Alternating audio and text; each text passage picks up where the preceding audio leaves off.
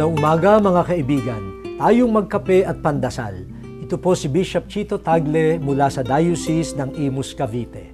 Sa umagang ito, pagnilayan natin, laging magtatagumpay ang katotohanan.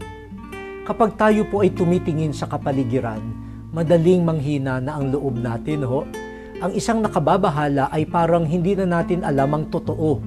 Hindi na natin alam kung mapagkakatiwalaan ang nagsasabi raw ng totoo.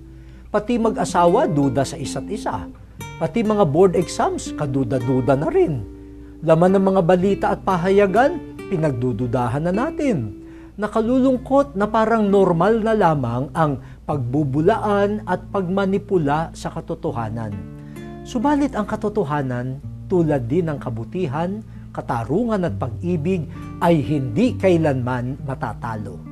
Kung kailan sinasabi ng tao na pagtakpan na ang totoo, nagsisimula ng magpakita ang totoo. Huwag na nating hintayin pang hiyain tayo ng katotohanan. Lagi na tayong mabuhay na kaibigan ang katotohanan. Manalangin po tayo. O Diyos, Ikaw ang liwanag ng katotohanan na malimit at aming tinatakasan at tinatalikuran. Magtagumpay nawa ang katotohanan mo sa amin. Amen.